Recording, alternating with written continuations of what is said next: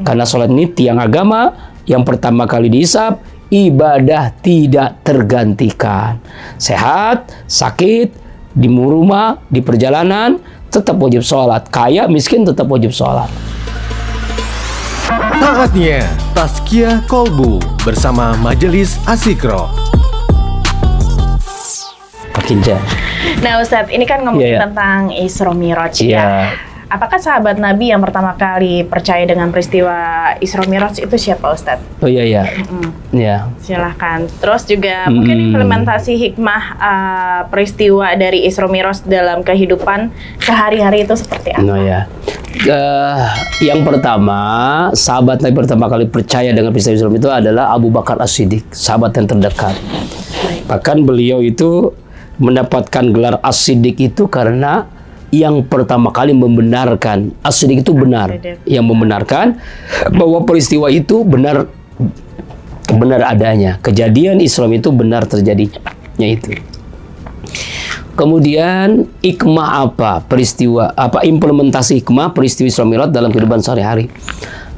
Peristiwa Isra Miraj itu kan tadi saya sudah sampaikan bahwa setelah Rasulullah bertumpah mengucapkan salam, at-tahiyatul mubarakatuh salawatut thayyibatulillah, dijawab oleh Allah, assalamualaikum ya nabi wa rahmatullah. Lalu Nabi pun nggak mau egois dia bahwa Allah memberikan doa kepadanya, tapi dia juga ingin semua hamba-hamba Allah soleh mendapatkan itu. Lalu bersahadatlah semua makhluk Allah yang ada di langit, baik Nabi dan para malaikat. Setelah itu menerima sholat 50 waktu. 50 waktu awalnya. Lalu turun berjumpa dengan Nabi Musa alaihissalam dalam sebuah riwayat. Lalu Nabi Musa bertanya, dari mana engkau? Apa perintah yang diperintahkan Allah kepadamu ya Muhammad? Sholat 50 waktu. Wah, 50 waktu? Mintalah kepada Allah keringanan. Nggak mungkin umatmu tidak akan sanggup 50 waktu. Iya, betul. Kemudian balik lagi ke Sidratul Muntaha menjadi 20 waktu. Minta lagi keringanan jadi 10 waktu. Minta lagi, nggak mungkin masih berat itu. Sampai 5 waktu. Minta lagi keringanan masih nggak mampu. Cukup 5 waktu umat Rasulullah akan mampu melaksanakannya. Bayangkan kalau 50 waktu. Baru selesai makan ajan. Baru saya minum ajan lagi. Kapan aktivitas kita kan? Iya, betul. Ya, itu sebenarnya hikmahnya 5 waktu itu pahalanya sama dengan 50 waktu. Zuhur, asar, maghrib, isya dan subuh. Itu hikmahnya, yaitu perintah sholat 5 waktu. Kenapa ini luar biasanya MC Friend? Perintah-perintah selain sholat biasanya cukup turun ayat. Allah perintahkan puasa, cukup turun ayat. Ya ayyuhalladzina amanu kutiba alaikumusiyam kama kutiba alal ladzina min qablikum la'allakum tattaqun. Perintah zakat cukup turun ayat. Khudz min amwalihim shadaqatan tutahhiruhum wa tuzakkihim biha. Perintah haji cukup turun ayat. Walillahi 'alan nasi hijjul baiti man istata'a ilaihi sabila. Tetapi ketika Allah perintahkan sholat, tidak cukup turun ayat aqimus sholah, dirikan sholat, tapi Allah langsung memanggilnya. Apa maknanya? Maknanya dijelaskan oleh Rasulullah, as-sholatu imaduddin, paman aqamaha faqad aqamaddin, wa man tarakaha faqad adamadin. Sholat itu tiang agama. Siapa yang mendirikan sholat berarti mendirikan agama. Meninggalkan sholat meruntuhkan agama. Jadi agama seseorang itu bisa tegak karena dia menegakkan sholat. Tapi kalau dia meninggalkan sholat, runtuh agama seseorang. Yang kedua, hadisnya, awwalu ma yuhasabu as-sholah. Yang pertama kali dihisab, diperiksa oleh Allah adalah sholat. Sholat kita diterima, puasa diterima, zakat diterima, sedekah, wakaf, amal jariyah, haji, umrah diterima. Tapi ketika sholat kita ditolak, seluruh amal lillah kita ditolak oleh Allah. Oh, jadi kalau sholat kita ditolak, semuanya ditolak? Iya, maka pentingnya perbaiki sholat. Karena sholat itu inti, tiang agama. Ya kan, tiang agama. Itu hadisnya, awwalu ma yuhasabu as-sholah. Ija sholat jasadukul. Apabila sholat itu diterima, maka semuanya pun diterima oleh Allah. Makanya pentingnya perbaiki sholat. Itu hikmah. Yang ketiga, kalau ibadah lain itu bisa diganti karena ketidakmampuan kita. Puasa kalau sakit diganti nanti ketika sehat. Ketika perjalanan kita boleh nggak puasa. Maman kana minkum maridun awala safarin. Tapi fa'iddatu min ayyamin ukhar. Wajib dibayar di hari yang lain. Apalagi sakit yang menahun. Ya kan nggak ada kewajiban soal puasa, diganti dengan fidyah. Nah itu.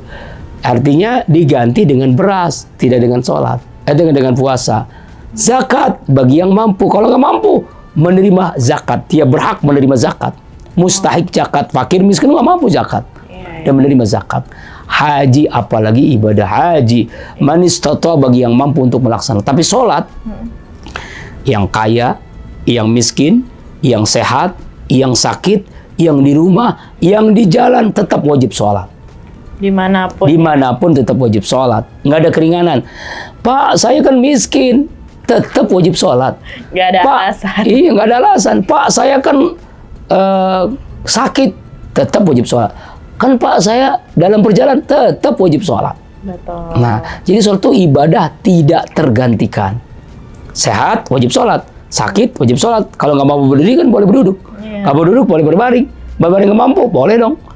Ya, dengan kedipan mata, dengan isyarat hati, nggak mampu juga. Ya itu mau udah disolatkan, udah mati. Aduh. Tapi tetap namanya sholat juga kan? Iya. Tetap namanya sholat juga. Iya, karena sholat itu adalah yang agama kita. Iya, enggak ibadah tidak tergantikan. Betul. Itu penyebabnya, makanya yang menyebabkan sholat itu langsung Allah panggil kekasihnya Rasulullah Muhammad SAW dalam peristiwa Isra Mi'raj. Itu hikmahnya.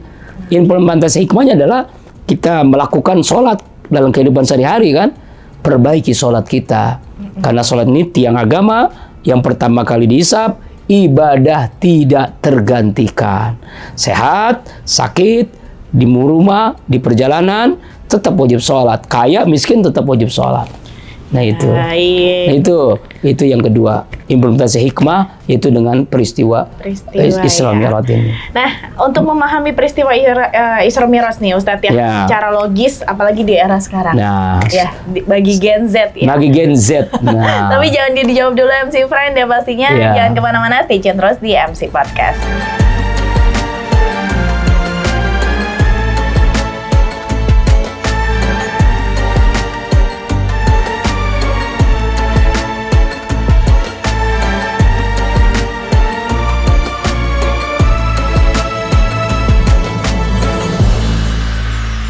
Balik lagi tentunya masih bersama Kinca Bakti dan juga Ustadz Saifullah ya. Ustadz, tadi kan Kinca sempat nanya nih belum break ya mengenai memahami peristiwa Isra Mi'raj secara logis di era modern. Apalagi bagi anak-anak Gen Z. Gen Z ya, generasi Z ya. Betul sekali. Mungkin juga untuk pemahamannya mengenai agama juga betul. Ada yang belum paham seperti itu gitu Ustadz. Iya. Bismillahirrahmanirrahim. MC Friend, terutama generasi Gen Z ini, memang beragama itu tidak semuanya harus dengan logika. Ada hal-hal di luar logika. Seperti gini, kita ini ada jasad, ada ruh, ya kan ya? Iya. Kalau ruh saja tanpa jasad, namanya apa? Mayit. Jasad saja tanpa ruh. Namanya kalau ruh saja tanpa jasad, namanya hantu kan? Kalau jasad saja tanpa ruh, namanya mayit. Nah begitu itu dengan peristiwa Isra Mi'raj. Kalau dipahami secara logika saja, logika kita kesepitan, kekecilan untuk memahami peristiwa yang sangat besar. Otak ini sangat kecil untuk memahami peristiwa yang sangat besar dari Isra Mi'raj. Ya betul Ustaz. Iya, tetapi memang dalam ilmu pengetahuan itu sangat mudah kita memahaminya sebenarnya. Kalau kita mengakui kemahakuasaan Allah, kemahabesaran Allah, segala-galanya Allah, sangat mudah sebenarnya. Inilah pentingnya iman. Makanya iman itu apa sih? Tasdikun bil qalbi. Itu pertama tuh. Membenarkan dengan hati.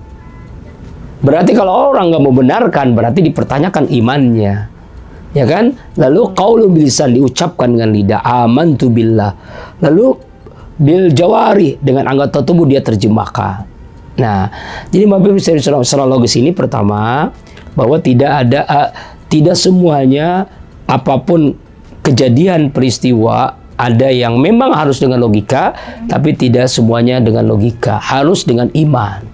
Karena saking besar peristiwa ini, saking besarnya, saking hebatnya peristiwa Isra Mi'raj ini yang pertama. Yang kedua, bahwa Gen Z ini juga kita harus dipahami bahwasanya kita ini manusia yang sangat lemah, ya, yang perlu ada kekuatan di balik kejadian apapun yang terjadi itu.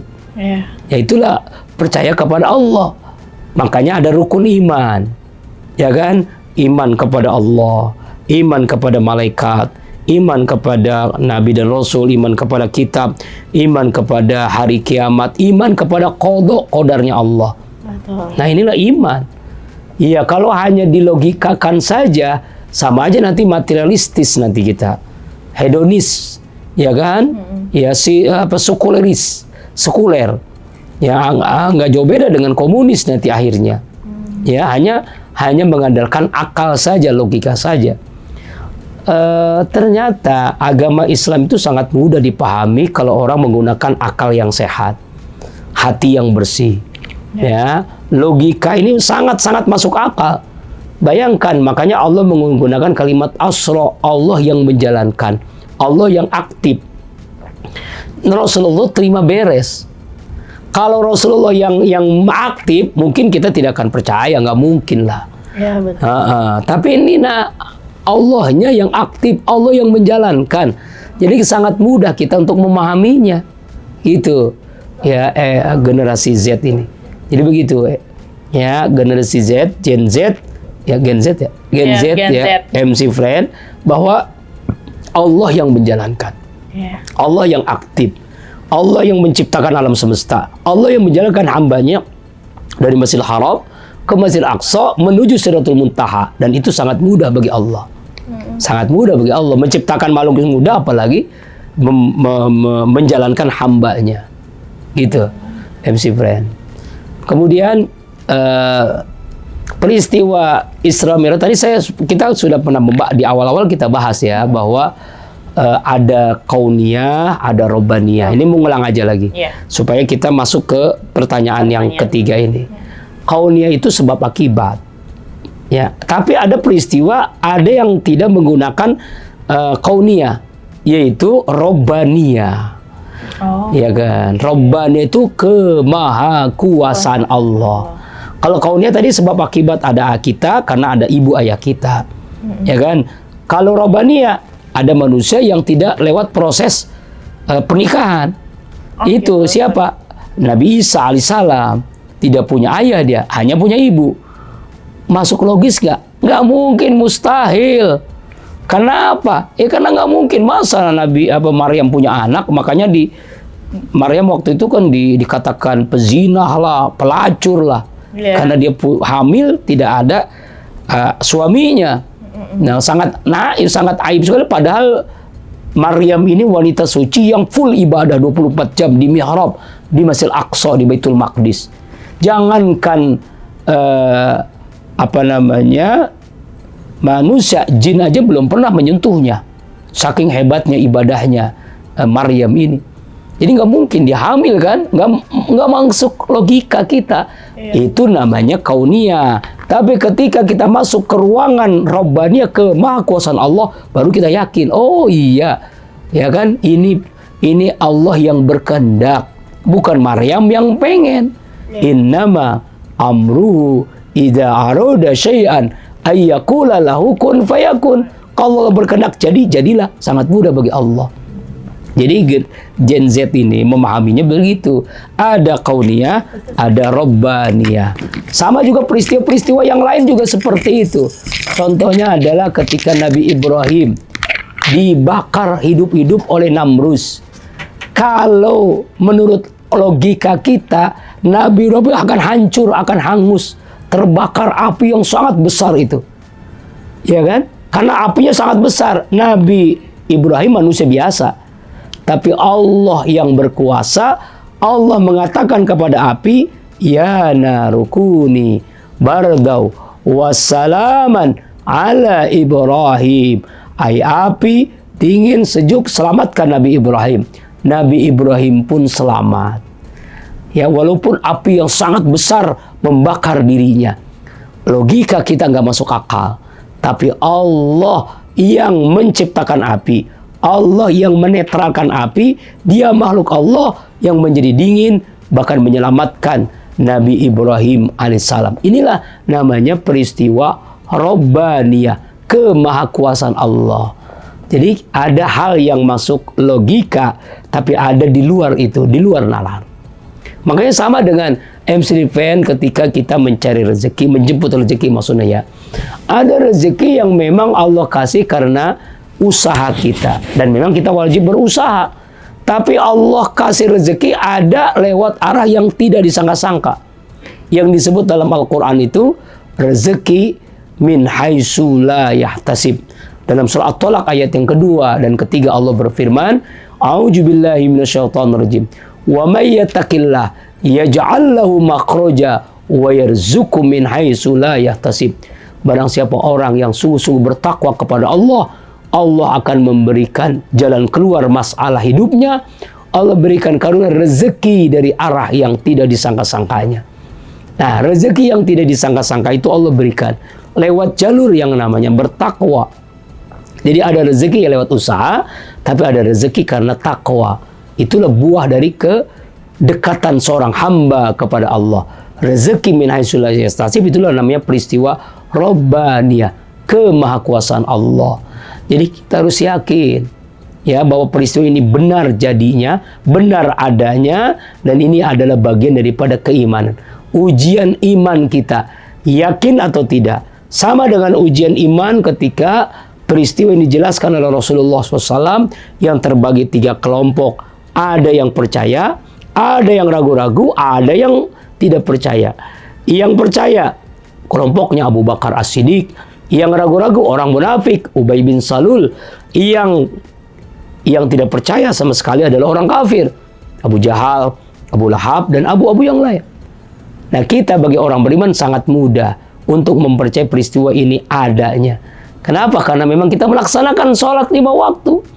Bagaimana kita ragu-ragu peristiwa Isra Mi'raj sedangkan kita sholat 5 waktu? Sholat 5 waktu itulah hasil dari peristiwa Isra dan Mi'rajnya Rasulullah Sallallahu Alaihi Wasallam. Dan ini mukjizat.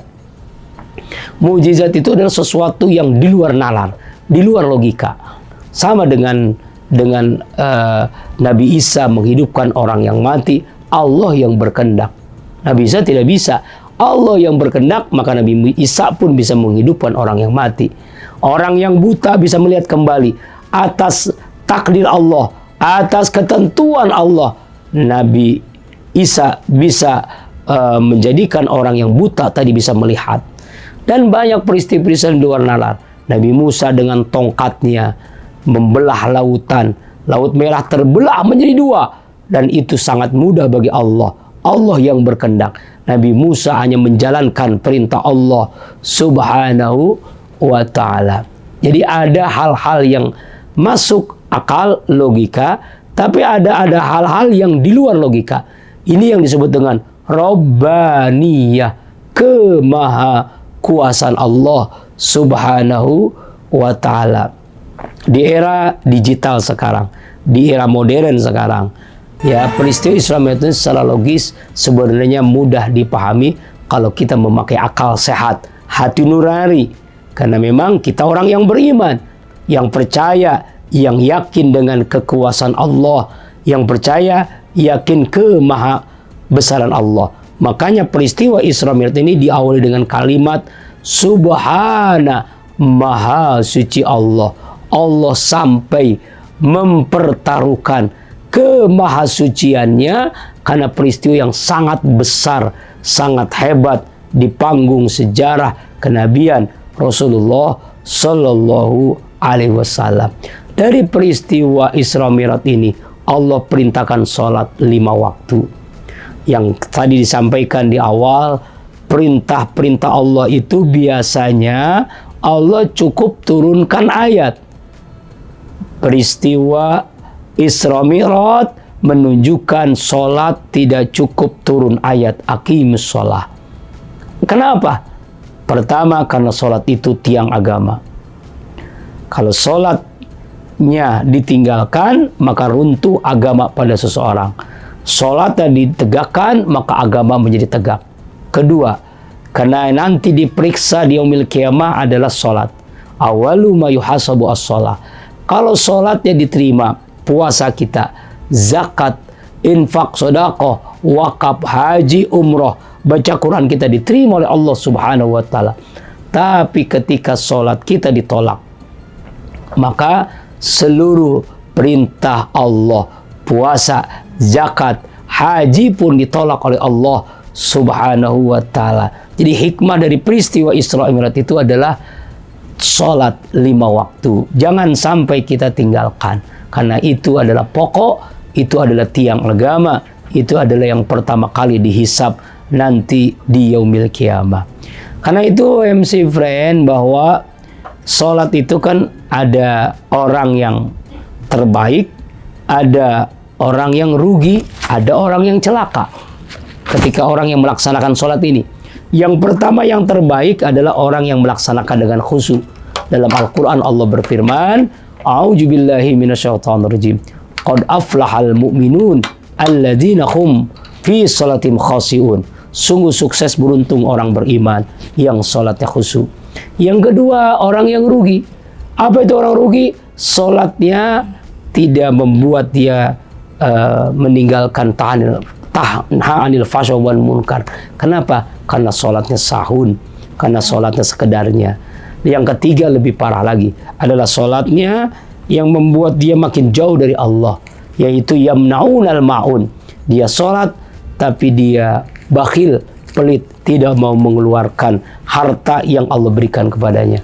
Nah, ini juga termasuk orang yang rugi, orang yang celaka, yang Allah sebut dengan fawailul lil musallin allazina hum an salatihim sahun allazina hum yura'un wa yamnaunal ma'un. Karena itu peristiwa Isra Mi'raj ini adalah peristiwa bagaimana kita memperbaharui sholat kita. Ya sudah husukah sholat kita, begitu. Jadi kesimpulan gimana nih Ustaz? Kesimpulan yang kita simpulkan dari peristiwa Isra Mi'raj, bahwa Isra perjalanan Rasulullah dari Masjidil Haram ke Masjidil Aqsa.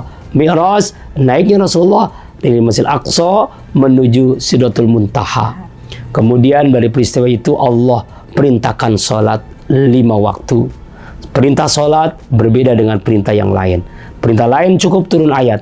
Pindah sholat, Allah langsung panggil kekasihnya Rasulullah SAW. Kenapa? Karena sholat tiang agama, karena sholat pertama kali dihisab. Kalau sholat diperiksa, diterima, maka seluruh amal ibadah diterima. Kalau sholat ditolak, maka seluruh amal ibadah ditolak.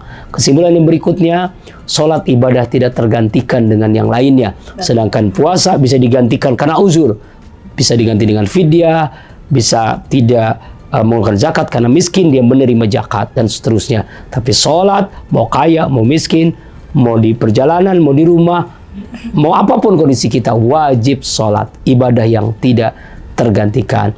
Semoga dengan peristiwa Isra Mi'raj itu semakin kita menyadari kemahakuasaan Allah, kebesaran Allah, peristiwa yang sangat luar biasa dalam panggung sejarah kenabian Rasulullah SAW. Inilah di antara kesimpulan yang kita bisa simpulkan tentang Isra dan Mi'raj Nabi besar Muhammad SAW.